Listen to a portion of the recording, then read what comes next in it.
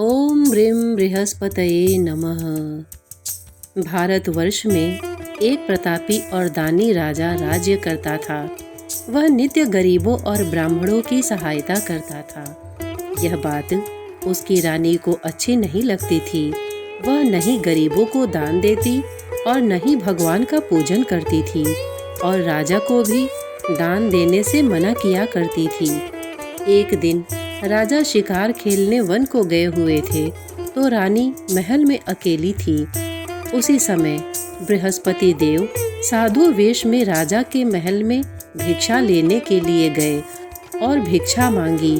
रानी ने भिक्षा देने से इनकार किया और कहा, हे साधु महाराज, मैं तो इस दान पुण्य से तंग आ गई हूँ। मेरे पति सारा धन लुटाते रहते हैं। मेरी इच्छा है कि सारा धन नष्ट हो जाए, फिर न रहेगा बांस न बजेगी बांसुरी। साधु ने कहा, देवी, तुम तो बड़ी विचित्र हो। धन संतान तो सभी चाहते हैं, पुत्र और लक्ष्मी तो पापी के घर भी होने चाहिए।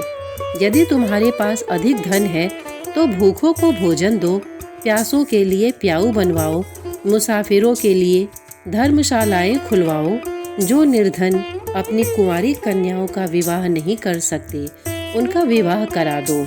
ऐसे और कई काम हैं जिनके करने से तुम्हारा यश लोक परलोक में फैलेगा। परंतु रानी पर उपदेश का कोई प्रभाव न पड़ा। वह बोली, महाराज, आप मुझे कुछ न समझाएं।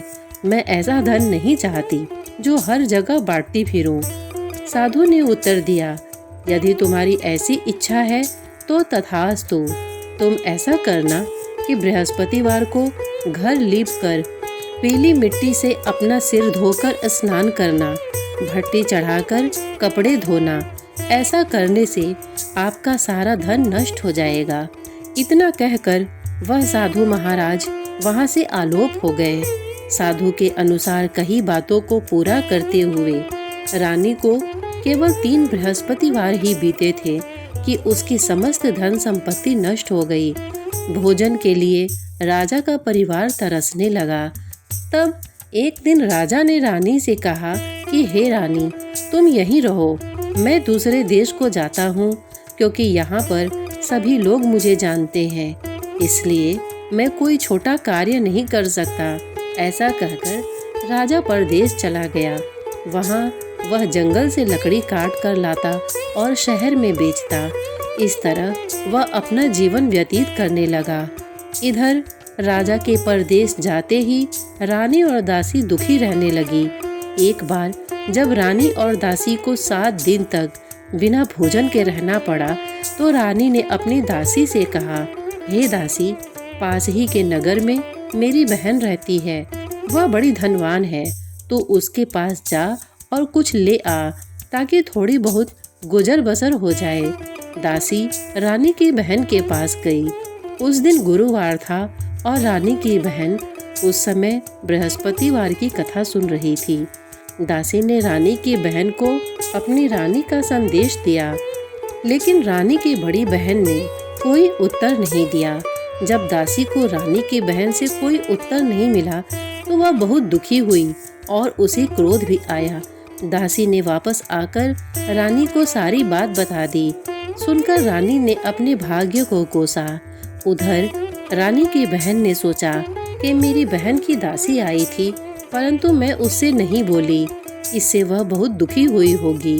कथा सुनकर और पूजन समाप्त करके वह अपनी बहन के घर आई और कहने लगी, हे बहन, मैं बृहस्पतिवार का व्रत कर रही थी। तुम्हारी दासी मेरे घर आई थी, परंतु जब तक कथा होती है तब तक न तो उठते हैं और न ही बोलते हैं, इसलिए मैं नहीं बोली। कहो, दासी क्यों गई थी? रानी बोली, बहन, तुमसे क्या छिपाऊं? हमारे घर में खाने तक को अनाज नहीं था। ऐसा कहते कहते रानी की आंखें भर आईं। उसने दासी समेत पिछले 7 दिनों से भूखे रहने तक की बात अपनी बहन को विस्तार पूर्वक सुना दी। रानी की बहन बोली, देखो बहन, भगवान बृहस्पति देव सबकी मनोकामना को पूर्ण करते हैं। देखो, शायद तुम्हारे घर में अनाज रखा हो। पहले तो रानी को विश्वास नहीं हुआ, पर बहन के आग्रह करने पर उसने अपनी दासी को अंदर भेजा तो उसे सचमुच अनाज से भरा एक घड़ा मिल गया। यह देखकर दासी को बड़ी हैरानी हुई। दासी रानी से कहने लगी, हे रानी, जब हमको भोजन नहीं मिलता तो हम व्रत ही तो करते हैं, इसलिए क्यों न इनसे व्रत और कथा की विधि पूछ ली जाए ताकि हम भी व्रत कर सके।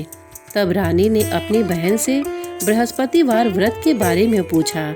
उसकी बहन ने बताया, बृहस्पतिवार के व्रत में चने की दाल और मुनक्का से विष्णु भगवान का केले की जड़ में पूजन करें तथा दीपक जलाएं, व्रत कथा सुने और पीला भोजन ही करें। इससे बृहस्पति देव प्रसन्न होते हैं। व्रत और पूजन विधि बताकर रानी की बहन अपने घर को लौट गई। 7 दिन के बाद जब गुरुवार आया तो रानी और दासी ने व्रत रखा। घुड़साल में जाकर चना और गुड़ लेकर आई, फिर उससे केले की जड़ तथा विष्णु भगवान का पूजन किया। अब पीला भोजन कहाँ से आए, इस बात को लेकर दोनों बहुत दुखी थीं। चूँकि उन्होंने व्रत रखा था, इसलिए बृहस्पति देव उनसे प्रसन्न थे। इसलिए वे एक साधारण व्यक्ति का रूप धारण कर 2 थालों में सुंदर पीला भोजन दासी को दे गए। भोजन पाकर दासी प्रसन्न हुई और फिर रानी के साथ मिलकर भोजन ग्रहण किया। उसके बाद वे सभी गुरुवार को व्रत और पूजन करने लगी। बृहस्पति भगवान की कृपा से उनके पास फिर से धन संपत्ति आ गई, परंतु रानी फिर से पहले की तरह आलस्य करने लगी। तब दासी बोली, देखो रानी, तुम पहले भी इस प्रकार आलस्य करती थी, तुम्हें धन रखने में कष्ट होता था, इस कारण सभी धन नष्ट हो गया, और अब जब भगवान बृहस्पति की कृपा से धन मिला है तो तुम्हें फिर से आलस्य होता है। रानी को समझाते हुए दासी कहती है कि बड़ी मुसीबतों के बाद हमने यह धन पाया है, इसलिए हमें दान पुण्य करना चाहिए, भूखे मनुष्यों को भोजन कराना चाहिए और धन को शुभ कार्यों में खर्च करना चाहिए, जिससे तुम्हारे कुल का यश बढ़ेगा, स्वर्ग की प्राप्ति होगी और पितृ प्रसन्न होंगे। दासी की बात मानकर रानी अपना धन शुभ कार्यों में खर्च करने लगी, जिससे पूरे नगर में उसका यश फैलने लगा। एक दिन राजा दुखी होकर जंगल में एक पेड़ के नीचे आसन जमाकर बैठ गया। वह अपनी दशा को याद करके व्याकुल होने लगा। बृहस्पतिवार का दिन था। एकाएक उसने देखा कि निर्जन वन में एक साधु प्रकट हुए। वह साधु वेश में स्वयं बृहस्पति देवता थे। लकड़हारे के सामने आकर बोले, हे लकड़हारे, इस सुनसान जंगल में तू चिंता मग्न क्यों बैठा है? लकड़हारे ने दोनों हाथ जोड़कर प्रणाम किया और उत्तर दिया, महात्मा जी, आप सब कुछ जानते हैं, मैं क्या कहूँ। यह कहकर रोने लगा और साधु को अपनी आत्मकथा सुनाई। महात्मा जी ने कहा, तुम्हारी स्त्री ने बृहस्पति के दिन बृहस्पति भगवान का निरादर किया है, जिसके कारण रुष्ट होकर उन्होंने तुम्हारी यह दशा कर दी। अब तुम चिंता को दूर करके मेरे कहने पर चलो तो तुम्हारे सब कष्ट दूर हो जाएंगे और भगवान पहले से भी अधिक संपत्ति देंगे। तुम बृहस्पति के दिन कथा किया करो। 2 पैसे के चने मुनक्का लाकर उसका प्रसाद बनाओ और शुद्ध जल से लोटे में शक्कर मिलाकर अमृत तैयार करो। कथा के पश्चात अपने सारे परिवार और सुनने वाले प्रेमियों में अमृत व प्रसाद बांटकर आप भी ग्रहण करो। ऐसा करने से भगवान तुम्हारी सब मनोकामनाएं पूरी करेंगे। साधु के ऐसे वचन सुनकर लकड़हारा बोला, हे प्रभु, मुझे लकड़ी बेचकर इतना पैसा नहीं मिलता जिससे भोजन के उपरांत कुछ बचा सकूं। मैंने रात्रि में अपनी स्त्री को व्याकुल देखा है। मेरे पास कुछ भी नहीं जिससे मैं उसकी खबर मंगा सकूं। साधु ने कहा, हे लकड़हारे, तुम किसी बात की चिंता मत करो। बृहस्पति के दिन तुम रोजाना की तरह लकड़ियां लेकर शहर जाओ।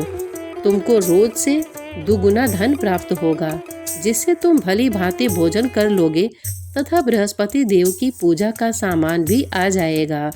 इतना कहकर साधु अंतर्धान हो गए। धीरे धीरे समय व्यतीत होने पर फिर वही बृहस्पतिवार का दिन आया। लकड़हारा जंगल से लकड़ी काटकर किसी शहर में बेचने गया। उसे उस दिन और दिन से अधिक पैसा मिला। राजा ने चना गुड़ आदि लाकर गुरुवार का व्रत किया। उस दिन से उसके सभी क्लेश दूर हुए। परंतु जब दोबारा गुरुवार का दिन आया तो बृहस्पतिवार का व्रत करना भूल गया। इस कारण बृहस्पति भगवान नाराज हो गए। उस दिन उस नगर के राजा ने विशाल यज्ञ का आयोजन किया तथा शहर में यह घोषणा करा दी कि कोई भी मनुष्य अपने घर में भोजन न बनावे, न आग जलावे। समस्त जनता मेरे यहाँ भोजन करने आवे। इस आज्ञा को जो न मानेगा उसे फांसी की सजा दी जाएगी। इस तरह की घोषणा संपूर्ण नगर में करवा दी गई। राजा की आज्ञानुसार शहर के सभी लोग भोजन करने गए, लेकिन लकड़हारा कुछ देर से पहुंचा, इसलिए राजा उसको अपने साथ घर लिवा ले गए और ले जाकर भोजन करा रहे थे तो रानी की दृष्टि उस खूंटी पर पड़ी जिस पर उसका हार लटका हुआ था। वह वहां पर दिखाई नहीं दिया। रानी ने निश्चय किया कि मेरा हार इस मनुष्य ने चुरा लिया है। उसी समय सिपाहियों को बुलाकर उसको कारागार में डलवा दिया। जब लकड़हारा कारागार में पड़ गया तो बहुत दुखी होकर विचार करने लगा कि न जाने कौन से पूर्व जन्म के कर्म से मुझे यह दुख प्राप्त हुआ है, और उसी साधु को याद करने लगा जो कि जंगल में मिला था। उसी समय तत्काल बृहस्पति देव साधु के रूप में प्रकट हुए और उसकी दशा को देखकर कहने लगे, अरे मूर्ख, तूने बृहस्पति देव की कथा नहीं करी, इसी कारण तुझे दुख प्राप्त हुआ है। अब चिंता मत कर। बृहस्पतिवार के दिन कारागार के दरवाजे पर 4 पैसे पड़े मिलेंगे। उनसे तो बृहस्पति देव की पूजा करना, तेरे सभी कष्ट दूर हो जाएंगे। बृहस्पति के दिन उसे 4 पैसे मिले। लकड़हारे ने कथा कही। उसी रात्रि को बृहस्पति देव ने उस नगर के राजा को स्वप्न में कहा, हे राजा, तुमने जिस आदमी को कारागार में बंद कर दिया है वह निर्दोष है, वह राजा है, उसे छोड़ देना। रानी का हार उसी खूंटी पर लटका है। अगर तू ऐसा नहीं करेगा तो मैं तेरे राज्य को नष्ट कर दूंगा। इस तरह रात्रि के स्वप्न को देखकर राजा प्रातःकाल उठा और खूंटी पर हार देखकर लकड़हारे को बुलाकर क्षमा मांगी तथा लकड़हारे को योग्य सुंदर वस्त्र आभूषण देकर विदा कर दिया। बृहस्पति देव की आज्ञानुसार लकड़हारा अपने नगर को चल दिया। राजा जब अपने नगर के निकट पहुंचा तो उसे बड़ा आश्चर्य हुआ। नगर में पहले से अधिक बाग, तालाब, कुएं तथा बहुत सी धर्मशाला, मंदिर आदि बन गई है। राजा ने पूछा, यह किसका बाग और धर्मशाला है? तब नगर के सब लोग कहने लगे, यह सब रानी और बांदी के हैं। तो राजा को आश्चर्य हुआ और गुस्सा भी आया। जब रानी ने यह खबर सुनी कि राजा आ रहे हैं तो उन्होंने बांदी से कहा कि हे दासी, देख, राजा हमको कितनी बुरी हालत में छोड़ गए थे। हमारी ऐसी हालत देखकर वह लौट न जाए, इसलिए तू दरवाजे पर खड़ी हो जा। आज्ञानुसार दासी दरवाजे पर खड़ी हो गई। राजा आए तो उन्हें अपने साथ लिवा लाई। तब राजा ने क्रोध करके अपनी रानी से पूछा कि यह धन तुम्हें कैसे प्राप्त हुआ है? तब उन्होंने कहा, हमें यह सब धन बृहस्पति देव के इस व्रत के प्रभाव से प्राप्त हुआ है। राजा ने निश्चय किया कि 7 रोज बाद तो सभी बृहस्पति देव का पूजन करते हैं, परंतु मैं प्रतिदिन दिन में 3 बार कहानी तथा रोज व्रत किया करूँगा। अब हर समय राजा के दुपट्टे में चने की दाल बंधी रहती तथा दिन में 3 बार कहानी कहता। एक रोज राजा ने विचार किया कि चलो अपनी बहन के यहाँ हो आवे। इस तरह निश्चय कर राजा घोड़े पर सवार हो अपनी बहन के यहाँ चलने लगा। मार्ग में उसने देखा कि कुछ आदमी एक मुर्दे को लिए जा रहे हैं। उन्हें रोककर राजा कहने लगा, अरे भाइयों, मेरी बृहस्पति देव की कथा सुन लो। वे बोले, लो, हमारा तो आदमी मर गया है, इसको अपनी कथा की पड़ी है। परंतु कुछ आदमी बोले, अच्छा कहो, हम तुम्हारी कथा भी सुनेंगे। राजा ने दाल निकाली और जब कथा आधी हुई थी कि मुर्दा हिलने लग गया, और जब कथा समाप्त हो गई तो राम राम करके मनुष्य उठकर खड़ा हो गया। आगे मार्ग में उसे एक किसान खेत में हल चलाता मिला। राजा ने उसे देखा और उससे बोले, अरे भैया, तुम मेरी बृहस्पतिवार की कथा सुन लो। किसान बोला, जब तक मैं तेरी कथा सुनूंगा तब तक 4 हरैया जोत लूंगा। जा अपनी कथा किसी और को सुनाना। इस तरह राजा आगे चलने लगा। राजा के हटते ही बैल पछाड़ खाकर गिर गए तथा किसान के पेट में बड़ी जोर का दर्द होने लगा। उस समय उसकी माँ रोटी लेकर आई। उसने जब यह देखा तो अपने पुत्र से सब हाल पूछा और बेटे ने सभी हाल कह दिया। तो बुढ़िया दौड़ी दौड़ी उस घुड़सवार के पास गई और उससे बोली कि मैं तेरी कथा सुनूंगी, तू अपनी कथा मेरे खेत पर चलकर ही कहना। राजा ने बुढ़िया के खेत पर जाकर कथा कही, जिसके सुनते ही वह बैल उठ खड़े हुए तथा किसान के पेट का दर्द भी बंद हो गया। राजा अपनी बहन के घर पहुंचा। बहन ने भाई की खूब मेहमानी की। दूसरे रोज प्रातःकाल राजा जगा तो वह देखने लगा कि सब लोग भोजन कर रहे हैं। राजा ने अपनी बहन से कहा, ऐसा कोई मनुष्य है जिसने भोजन नहीं किया हो, मेरी बृहस्पतिवार की कथा सुन ले। बहन बोली, हे भैया, यह देश ऐसा ही है कि पहले यहाँ लोग भोजन करते हैं, बाद में अन्य काम करते हैं। अगर कोई पड़ोस में हो तो देख आऊं। वह ऐसा कहकर देखने चली गई, परंतु उसे कोई ऐसा व्यक्ति नहीं मिला जिसने भोजन न किया हो। अतः वह एक कुम्हार के घर गई जिसका लड़का बीमार था।